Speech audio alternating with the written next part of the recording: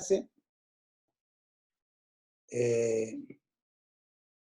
Bueno, habíamos hecho un análisis recién, además de lo que habíamos dicho de la parte de evacuación, comentamos habíamos hecho una introducción a los tipos de detectores, ¿no? Que podían ser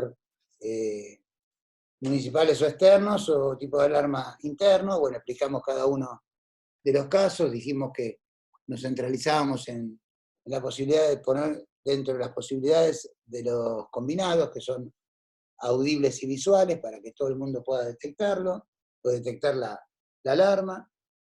Y ahora nos vamos a ir un poquito ya, ver de dónde en nuestra legislación, en Argentina, está establecido cuándo colocar este tipo de detectores. Más adelante, dentro de esta materia, vamos a utilizar también un método de evaluación que es denominado método PURT, que a través de varias características de la parte constructiva del edificio, la ubicación del mismo, la cercanía o no de bomberos y otros parámetros que se toman en cuenta, vamos a poder determinar a través de un cálculo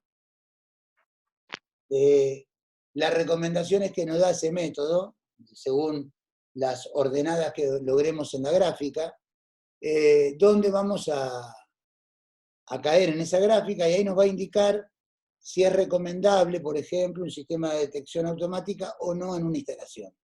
Pero es un método general que es aplicable, pero que normalmente nosotros lo tenemos más establecido en la propia ley de higiene y seguridad, en este caso en el decreto 351.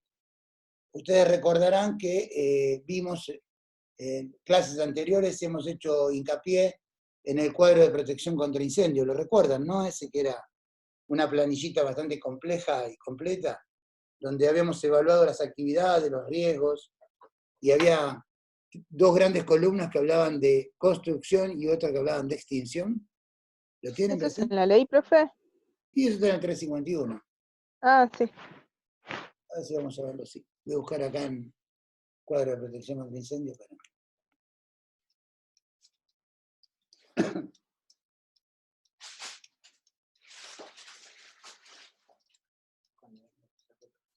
Dale. A ver, ahí está, vamos a verlo. Nos muestra la imagen. Está un poquito lenta internet, pero ahora lo vamos a ver. Acá nos va a aparecer. A ver, vamos a ver mi imagen. Este que tenemos aquí, miren. A ver si se ve bien. Oh, don't worry. A ver si tenemos el cuadro. Un poquito más adelante, cuadro de protección de incendio. No se alcanza a ver bien, pero voy a tratar de ampliar la imagen. ¿Lo alcanzan a ver esto? ¿Cuadro de protección contra incendio? ¿Sí? ¿Ustedes lo tienen? Sí, se ve. ¿Bien? Poco.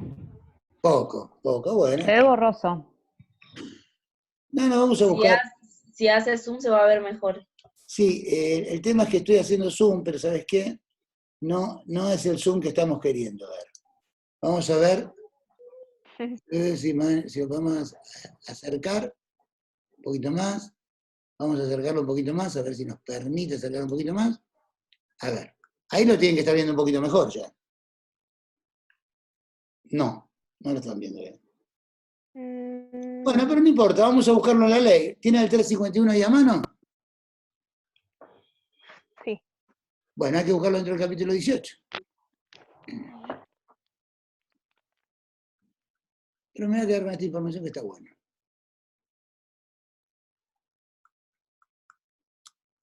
Ustedes tienen que buscar anexo 7, capítulo 18, protección contra incendio. Si no saben dónde está, van al final de la ley, en la última hoja o en la anteúltima tienen el glosario, y les dice dónde está cada uno de los anexos para buscar por página.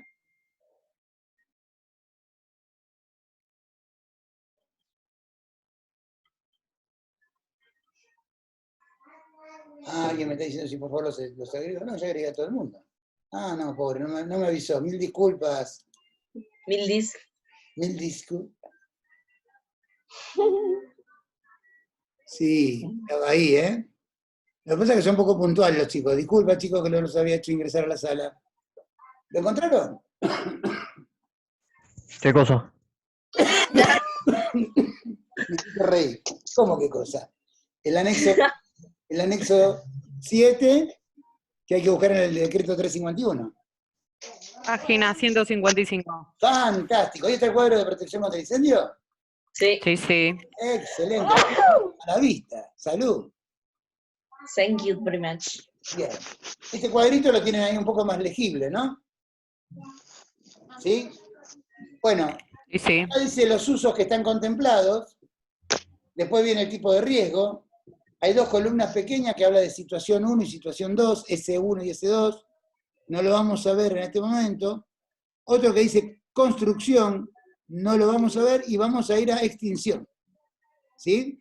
Extinción dice de E1, E2, E3, así hasta el E9, si no me equivoco.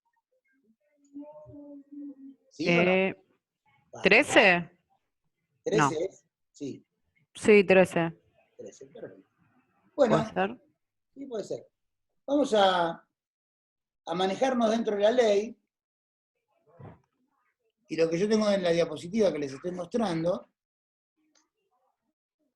lo vamos a tener estipulado, está en la propia ley, nos va a decir algunas características específicas para cuando tengamos que tomar el análisis de una actividad o una parte edilicia, que debemos cumplir con relación a la ley.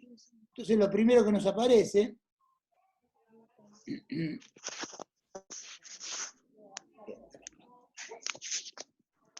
vamos a volver a nuestro material. Fíjense que nuestro material dice, según el 351 del 79, es exigido dos condiciones para el tema de detección de humos. O sea, ¿cuándo debo colocar, según la ley, un detector de humo? Ustedes lo están viendo en la ley propiamente dicha. Acá, 7.1 y 7.1.2. Si no me equivoco, lo decía aquí el texto. 7.2, 7.1. ¿Sí? Dice, vamos a leerlo acá. Hay que sacar todo esto, mira.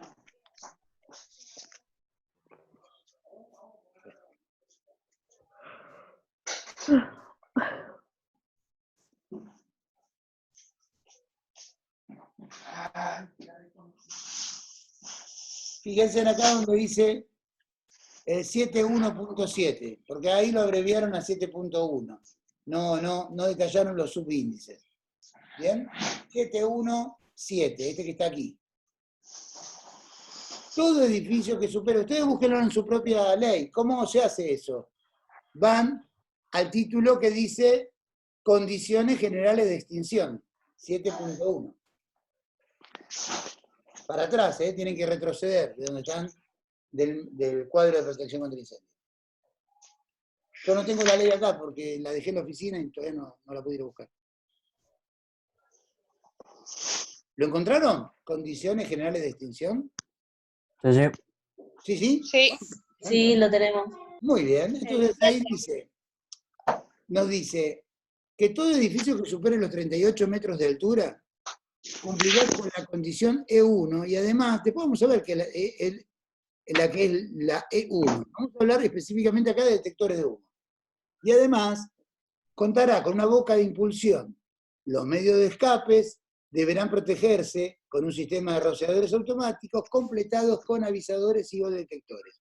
O sea que acá la ley ya nos dice que cuando nosotros tenemos una instalación que cumpla estos requisitos, que tenga 38 metros de altura, ya va a ser obligatorio que pongamos detectores de humo en todos los sectores de incendio. ¿Sí? El 7.2, que es el que nos manifestaba acá, en el propio texto, este que dice acá, condiciones específicas de extinción, 7.2.11, condición E1, alguien me está pidiendo entrar a la sala, lo vamos a investigar, qué nos dice el material, y dice, condición E11, cuando el edificio conste de piso bajo, o sea, planta baja, y más de 2 pisos altos, y además tenga una superficie de piso que sumada exceda los 900 metros cuadrados, contará con avisadores automáticas y o detectores de incendio. O sea que está establecido en la ley cuando nosotros en forma obligatoria tenemos que poner sí o sí detectores de humo o detectores de alarma de incendio. Bien, volvemos El a... de casa. ¿Perdón? Se me compra una chipa, lo que está... No escucho lo que... No, Sí, no, no. lo escuché. ¿Qué pasó? ¿Mariana es la de tu casa? No, Florencia, por ahí. Porque por Ahí acá hace apago. rato pasó como hace 20 minutos, media hora. La llevo a mi casa. Bueno, me perdí de lo que estaban hablando, pero no importa. Perdón. No, porque se escucha de chipero. fondo el chipero, profe, por eso. El chispero. Chicos, por favor, chicos, por favor, chicos. No nos pasamos del tema. Bueno, Allá por Recoleta no pasa, por eso. Yo soy de Matadero. Matadero es un barrio bravo también. Bueno, Pero, ¿cómo dice? no, es un barrio lindo, pero bravo. Quiero decir, tiene mucha... Yo soy de Matadero. Tiene su Soy de hermosura. Matadero. Claro, mucha gente de Nueva Chicago. Bueno, vamos a seguir entonces. Dice que hay 3 tipos de detección, ¿no? O sea, para detectar el inicio de un fuego o de un principio de incendio. Que es la detección humana, por un lado, una instalación de detección automática, que sería la otra, y un sistema mixto, o sea, combinando tanto la detección humana como el sistema de instalación de detección automática. ¿Cuáles son los criterios de elección, además de lo que dice la ley? Porque yo puedo no cumplir con ninguna de esas 2 condiciones que la ley me obliga, pero el riesgo de lo que voy a perder en el caso de la ocurrencia de un incendio es tan grande que, aunque la ley no me lo exija, yo lo pongo como una medida de prevención para no perder el contenido que tengo dentro de ese lugar. Entonces dice, primero las pérdidas humanas o materiales en juego. Básicamente acá estamos hablando de pérdidas humanas, siempre se contempla. Pero no es lo mismo tener un depósito con 1000 cajas de cartón, que tiene un costo, pero son 1000 cajas de cartón, a tener la misma superficie con 1000 computadoras. Porque el costo de las computadoras es mucho mayor. O sea que, según el riesgo, quizás no me obliga la ley a poner el detector, pero me conviene ponerlo por la prevención que voy a efectuar sobre los materiales involucrados.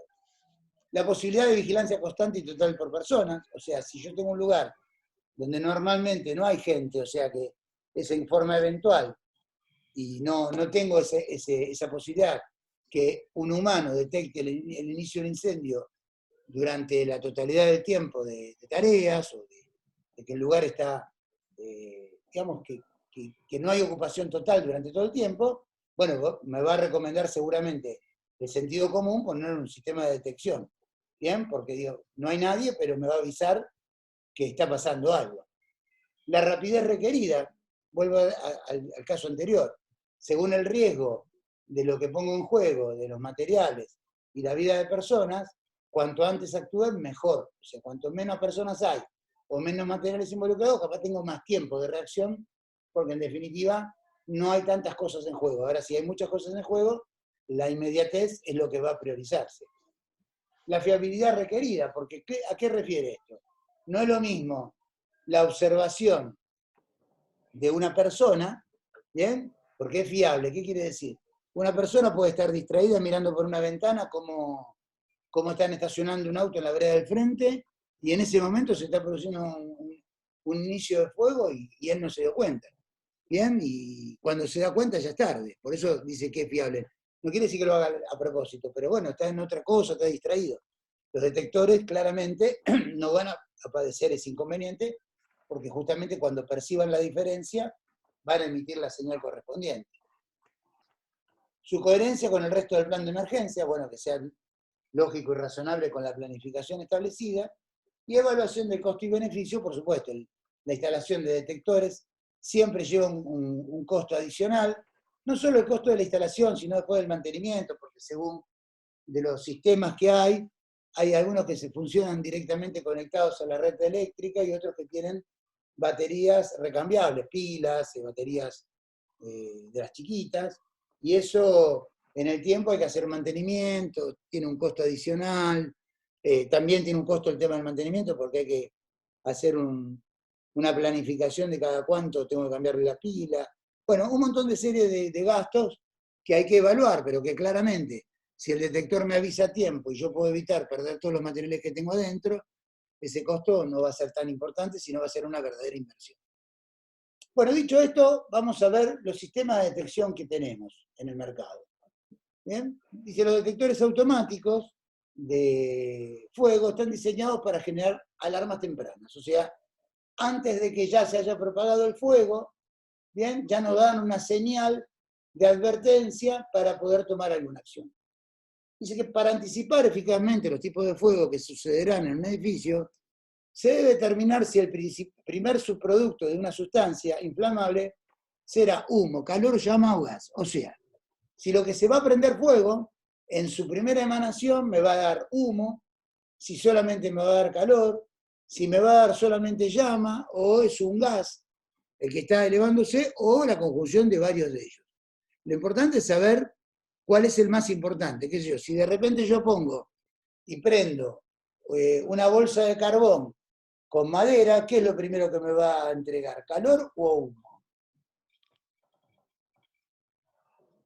Hola, Calor. Calor. ¿seguro? Para mí, humo. Una bolsa de carbón, profe. Humo, querido. Cuando Vos lo prendés. Cuando se empieza a nunca hizo encender, asado, cuando Nico. largas humo. Después larga calor. El carbón. Claro, carbón, cuando vos recién Sí. lo encendés, ponés madera abajo, papel de diario, ponés un montón de piedritas de carbón, le das fuego al papel de diario, todo lo que se enciende en ese momento empieza a largar una gran humareda. Claro, pero es la madera y el papel. Y el carbón también. El carbón es una sustancia negra. Normalmente larga calor con, perdón, con el polvo de la propia combustión. Bueno, el conjunto, llamalo papel, madera y carbón. Perfecto. ¿Eso qué larga primero? ¿Humo o calor? Humo. Humo. Bueno, humo. Ahí, ¿cuál voy a tener que elegir como primer subproducto de la emanación? El de humo. Un detector para humos. Porque lo que se me está prendiendo fuego abajo, o se va a iniciar, lo primero que va a emanar va a ser humo. Si fuera, por ejemplo, una sustancia que lo primero que ni bien se enciende, bien, da en forma exponencial, o sea, rápida, inmediata, calor, voy a poner un detector de calor.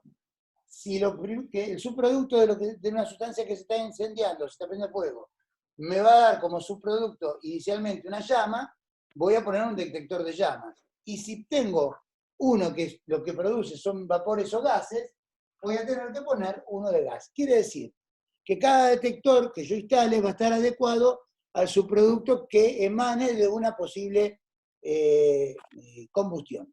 Normalmente, para no volvernos locos, los que más se utilizan son los de humo y calor, porque es lo que principalmente está en la mayoría de los materiales de combustión.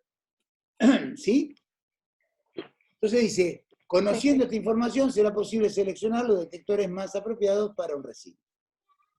Entonces vamos a ver los tipos de detectores. En este caso vamos a ver uno de humo y otro de calor. ¿Lo deben haber visto ustedes alguna vez instalado en algún techo eso, o no? Sí. Sí. ¿Lo han escuchado Sí. sonar cuando dan una alarma? No. Mandan un silbido muy estridente y penetrante. Un silbido muy fuerte en forma intermitente. Me remolesto. Bueno, Yo eso tengo uno de ¿Cómo? humo. Perdón, Yo tengo uno de humo. ¿Tenés uno de humo? Sí, una vez se me prendió fuego un bife y empezó a sonar a lo loco, no lo podía parar. Se prendió fuego un bife, pero ¿cómo lo estabas cocinando? Se me quemó un bife y empezó a largar humo y se ve que lo detectó y empezó a sonar. Claro. Después se lo viste a la nena. ¿No? Se lo comió ella. Bueno, sí, normalmente la carne cuando se cocina y el fuego está muy fuerte y la plancha tiene un calor muy intenso, suele largar bastante humo. Bien. Bueno, un detector de humo, si generaste mucho humo, claramente va a reaccionar ante esa propagación del humo. Pero, ¿Perdón? Pensé que no andaba y de ese momento me di cuenta que sí. Que funcionaba, claro. Bien. O sea que en el caso tuyo Sí, sería pero un prendió tipo de fuego todo. detector. Sería un detector de churrasco quemado. Claro. Lo vamos a ¿Y después agregar se a... apaga solo eso? ¿Cómo? Y se apagó al rato, sí, solo. Sí, Pero porque Se tuve que apaga llamar. solo. van a ver cómo funciona. Ah, bueno. Tiene un sistema interno, que ahora lo vamos a ver. Las partículas de humo van a producir un cambio en un pequeño LED que tiene instalado adentro, que no se ve desde afuera, y cuando ese LED es tapado o es interrumpida su propagación rectilínea de la luz, que lo hemos visto en ambiente 2, hacia otro receptor, y es interrumpida por el humo, se genera un corte de esa propagación de la luz, y eso le da la señal electrónica que tiene que dar aviso de la alarma, y hace sonar ese silbato. Una vez que se disipa el humo, bien, totalmente, o sea, se detuvo la parte de humo y se limpia ese pequeño habitáculo, solo en forma con ventilación natural, como le pasó en el caso de recién, se apaga por sí solo, porque ya vuelve a recibir la señal en forma correcta. Dice que se clasifican estos tipos de detectores, como decíamos recién, acá en humo y calor, ¿no? Los tipos de detectores son de humo, llama, gas y calor. Los automáticos de incendio son los más utilizados en edificios comerciales, industriales e institucionales. Y en vivienda son los de humo y calor, los de llama y gas, suelen emplearse en ambientes con riesgo de explosión. O sea, si ustedes tienen un sistema de caldera, por ejemplo, ¿bien? De caldera, y tiene una sala de caldera, en la sala de caldera, claramente que lo que van a poner es uno que esté relacionado con o una llama promisoria o importante, o gases que emanen al ambiente.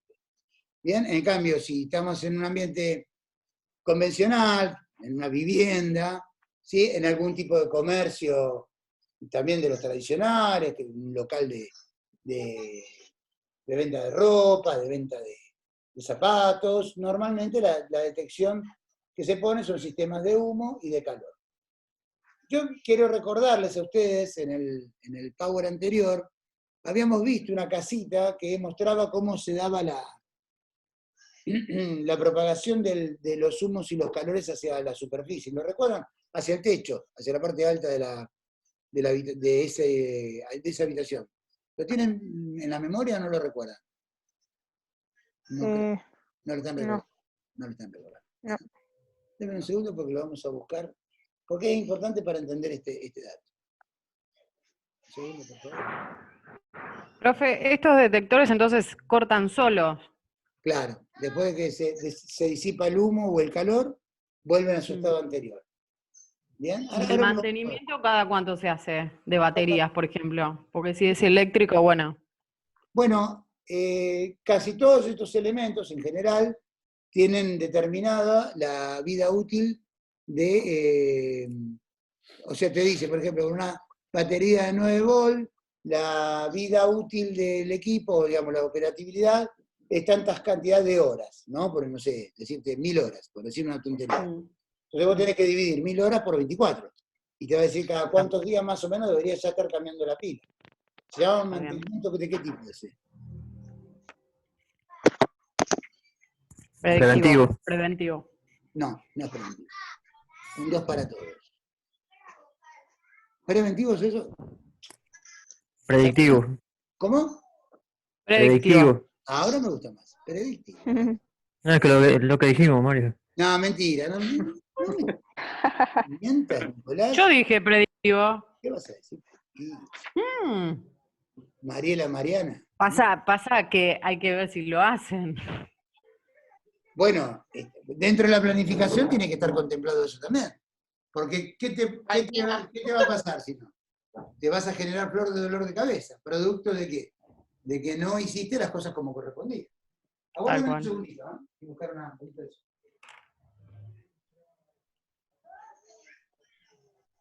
Deja de cocinar, Florencia. Predictivo era Nicolás. Bueno, acá estoy de vuelta. Muy bien. A ver, vamos a abrir nuestro archivo.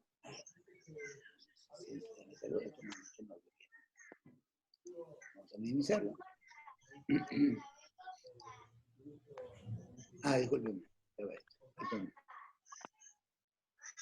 Bueno, un momento la computadora se enojó. Acá está. Bueno, ahí está. Voy a abrir el enlace del material anterior.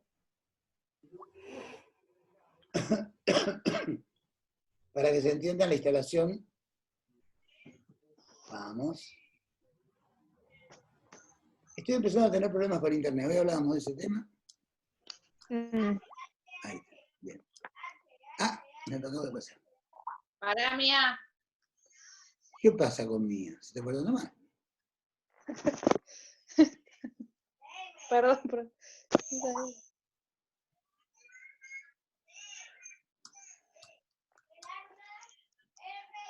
Bueno, estoy buscando esa diapositiva que como no se cargó todo, qué desastre. A ver, vamos a esperar un segundito, si aparece. Bueno, voy a volver a actualizar porque evidentemente vamos a cargar de vuelta la página, a ver si abre bien el enlace.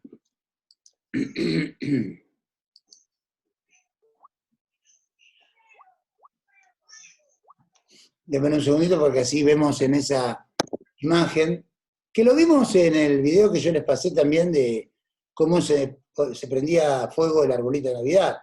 De hecho, en ese video se escucha perfectamente el sonar del detector de humo y de calor. Hay un pitido muy fuerte que... Acá está, esto es lo que yo quería. Bien. Bueno. No sé si recuerdan ustedes, acá se está generando un fuego, ¿bien? Y dentro de la combustión libre, una vez que se genera el fuego, fíjense que la mayor temperatura y humo, ¿dónde se aloja? En la parte superior. Arriba. Por eso la necesidad de poner ahí el detector, porque el que primero va a recibir la información es el detector justamente de humo o de calor.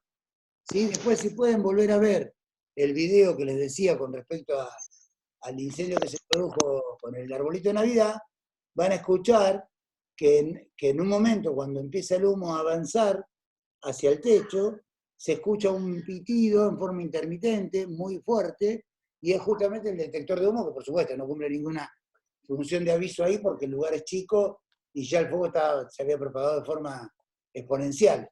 Pero eso es lo que debe hacer, justamente ante la presencia del humo, empezar a dar la señal necesaria. Lo que pasa es que ahí estaba todo creado para que justamente se diera eso que vimos en el video, ¿no? Que se prendió fuego todo de una forma demasiado brusca, rápida, y cómo los materiales entraban en un sistema de autocombustión. Bueno, sí. Ahí vuelvo a nuestro material. Tengámosle paciencia, porque esto está medio lenteja. Entiendo que debe ser el otro, supongo que sí.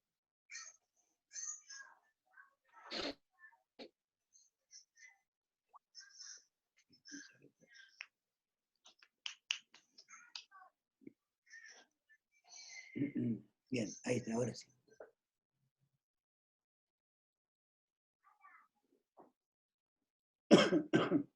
Ahí está, muy bien, fantástico. Bueno, entonces volvemos a nuestros detectores y vimos que las dos características, ¿no? Humo y calor, que son más recomendables en viviendas, y vamos a ver cómo son las generalidades de uso o de funcionamiento. Otra vez me quedé sin tiempo, ¿cómo puede ser? ¿Cómo pasa el tiempo? Bueno, vamos a ver los detectores de humo cómo funcionan. Son los que detectan las partículas visibles o invisibles, micropartículas, producidas por un fuego y suspendidas en el aire.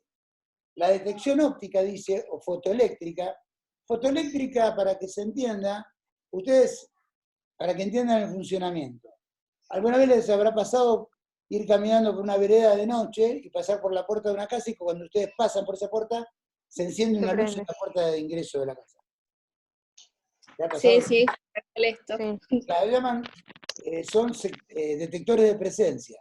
Lo que justamente se hace es que esos aparatos tienen un LED con una luz que ustedes no pueden percibir, pero que están dirigidas en un ángulo hacia la vereda. Cuando alguien intercepta ese ángulo, ¿bien? Corta ese haz de luz, ahí inmediatamente manda una señal electrónica y se enciende la lámpara.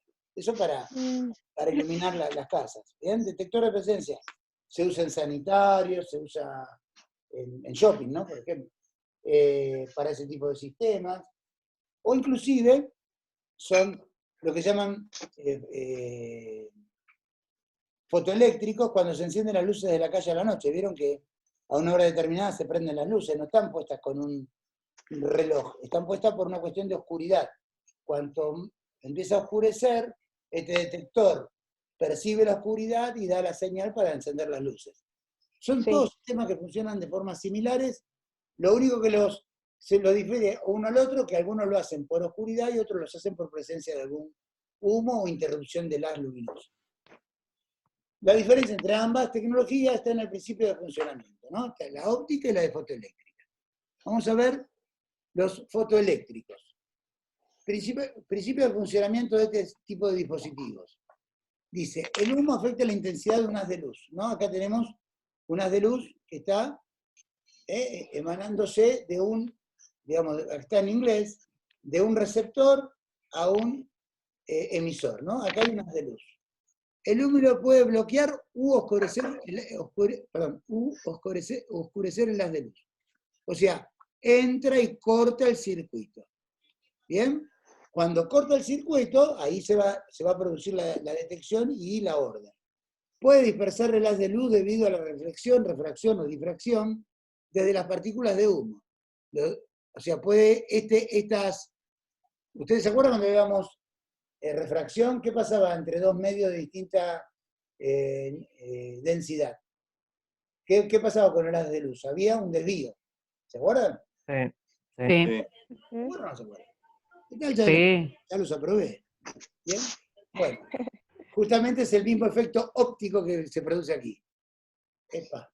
Entonces, cuando esto se produce, esa diferencia que se da en el cruce del humo hace que los detectores de señal de alarma reciban una nueva señal. Quiere decir, un haz de luz que nunca los toca, ahora sí los va a tocar porque se desvía el haz luminoso y entra en funcionamiento el detector. En realidad nosotros, desde el punto de vista técnico, lo que nos interesa es que funcione, más allá de cómo funciona interiormente. ¿Bien? Pero ustedes tienen que conocer básicamente cuáles son los principios de funcionamiento. Los detectores fotoeléctricos de humo están diseñados para detectar el humo utilizando estos efectos del humo sobre la luz. ¿Bien? Esto que tenemos aquí. Hay dos tipos, dice. Por obscurecimiento del haz de luz, emplea una fuente de luz y un dispositivo receptor fotosensible. ¿Bien? Sale el haz de luz que ha recibido en otro extremo. Aguarden un segundito porque tengo una llamada. Un segundo, por favor. Bueno.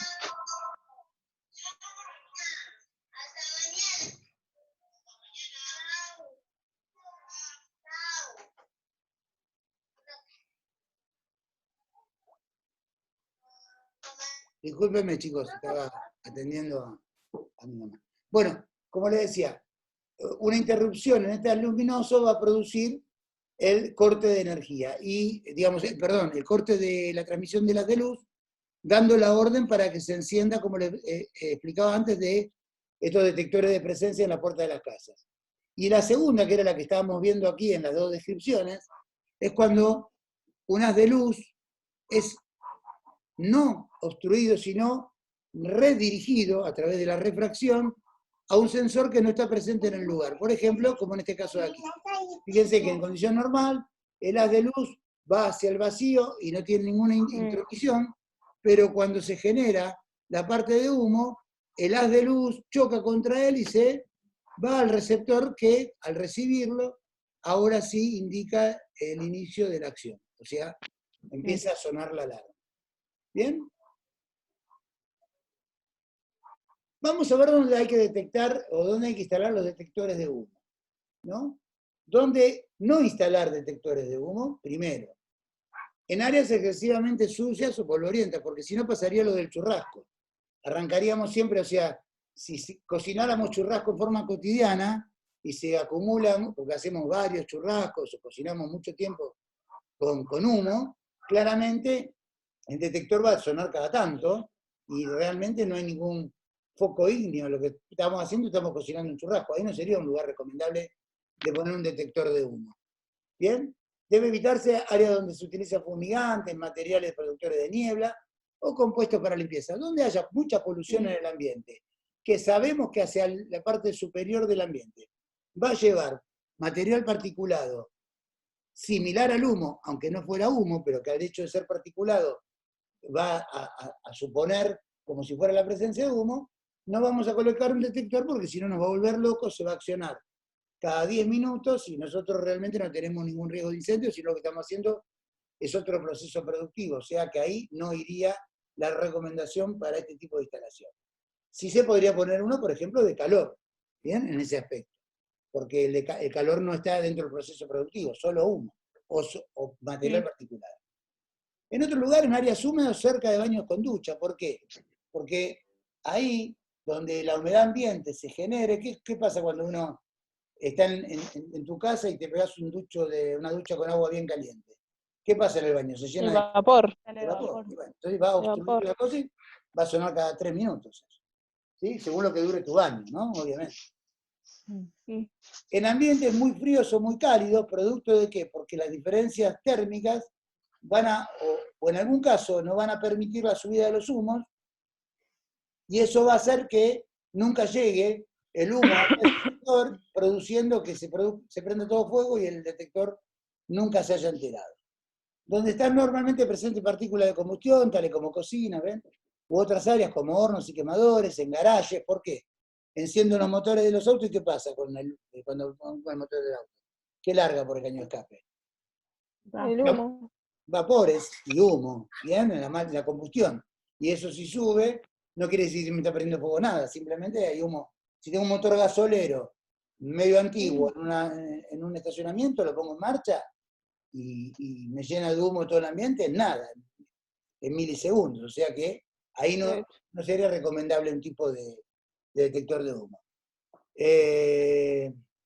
Y en talleres de soldadura de arco, porque vieron, no sé si todos, pero cuando uno suelda con soldadura eléctrica, para aquellos que, como el ejemplo de Nicolás, que se supone que hizo un técnico, no sé si es verdad. De hecho no está participando, así que abandonó la clase. No, todavía. Bueno, la soldadura eléctrica, ¿qué produce, Nicolás? Además del arco eléctrico. ¿No produce humo? ¿Sí? Sí. Bueno, produce humo. Claro, el producto de humo no se recomendaría en ese lugar la instalación de esto. Me queda menos de un minuto, se va a cortar la comunicación. Eso le iba a decir. Sí, ya me imaginaba. Gracias, Jessica, pero en este caso llegué. ¿Para qué voy a cortar la